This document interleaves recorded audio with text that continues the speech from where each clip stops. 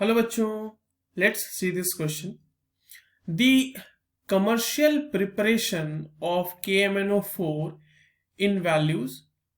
आपके पास यहाँ पे दिया हुआ option alkaline oxidative fusion of MnO2, B option दिया हुआ the electrolytic oxidation of manganate, C दिया हुआ है A followed by B and D दिया हुआ है B फॉलोड बाय A।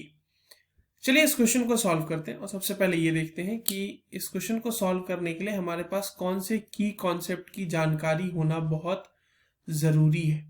अब देखिए ये जो सवाल है ना बच्चों, ये है basically the commercial preparation of KMnO4। तो ऑब्वियस ही बात है कि हमें इस सवाल को सॉल्व करने के लिए कमर्शियल प्रिपरेशन जो है KMnO4 का वो पता होना चाहिए। So the commercial preparation of KMnO4 will be the key concept required for this question। ठीक है, आइए सॉल्व करते हैं इस क्वेश्चन को।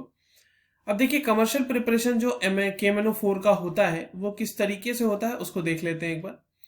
सबसे पहले तो इसमें हम क्या करते हैं कि MnO2 लेते हैं, जो हमारा प्रिकर्सर मटेरियल होता है वो होता है MnO2। MnO2 को पहले हम कन्वर्ट करते हैं मैंगनेट आयन में, यानी कि इसको हम कन्वर्ट करेंगे MnO4 माइनस में। अब ये कैसे होता है वो देखते हैं। और जो दूसरा जो कन्वर्जन होता है वो होता है इस मैंगनेट आयन को हम कन्वर्ट करते हैं फाइनली पर मैंगनेट आयन में, यानी कि MnO4 माइनस में। ठीक है, तो ये हमारा क्या हो गया, ये हो गया हमारा मैंगनेट आयन, मैंगनेट आयन हो गया ये हमारा, और ये हो गया हमारा पर मैंगनेट आयन। ठीक है, तो ये अगर हमें पता है तो अब हमारा काम बहुत ही आसान होने वाला है। देखिए जो पहला स्टेप है ना वो क्या होता है कि वहां पे हम कराते हैं फ्यूजन, फ्यूज करते हैं MnO2 को फ्यूज्ड विद KOH, यानी कि एक एल्कली लेके हम इसको फ्यूज करते हैं।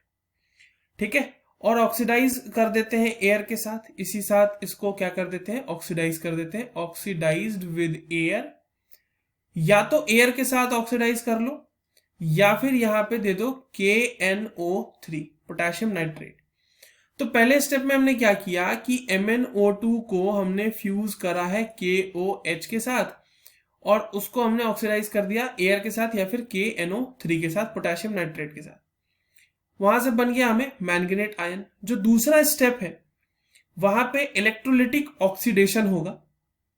This is the step of electrolytic oxidation. Electrolytic oxidation, electrolytic oxidation होता है यहाँ पे in alkaline solution. Alkaline solution में ही इसका ऑक्सीडेशन होगा, एल्कलाइन सोल्यूशन। और ये जो ऑक्सीडेशन का प्रोसेस है ये होगा एट एनोड। ये कहां पे होता है बच्चों, एट एनोड पे होता है। और आपको पता है कि एनोड पे होगा ऑक्सीडेशन होगा। अब देखो ऑक्सीडेशन का क्या मतलब है, यहाँ पे एक चीज समझ लो। अगर मैंगनेट आयन की हम बात करें MnO4 की, तो यहाँ पे मैंगनीज का ऑक्सीडेशन स्टेट कितना है, मान लो X, 4 ऑक्सीजन है तो 4 से मल्टीप्लाई कर देना, एक ऑक्सीजन का ऑक्सीडेशन स्टेट -2 और पूरे कंपाउंड के ऊपर चार्ज -2, तो X की वैल्यू आ गई +6, यानी कि यहां पर Mn है +6 ऑक्सीडेशन स्टेट में। अगर हम बात करें MnO4 की, तो MnO4 में कितना हो जाएगा, अब देखो इसका मान लो X, 4 ऑक्सीजन है तो -2 और ओवरऑल कंपाउंड के ऊपर चार्ज है -1, तो X की वैल्यू आ गई +7। तो यहाँ पे मैंगनीज जो है वो +6 से +7 ऑक्सीडेशन स्टेट में जा रहा है, यानी इसने एक इलेक्ट्रॉन तो लूज किया होगा ना, वही एक इलेक्ट्रॉन यहाँ पे मैं लिखना चाह रहा था, यही एक इलेक्ट्रॉन यहां पर होगा। और ये ऑक्सीडेशन का प्रोसेस जो है ये कहां पर होगा, एट एनोड। तो अब देखिए जो कमर्शियल मेथड हमने डिस्कस किया है उसमें पहला स्टेप हो रहा है फ्यूजन विद एल्कलाइन और दूसरा स्टेप हो रहा है इलेक्ट्रोलिटिक ऑक्सीडेशन।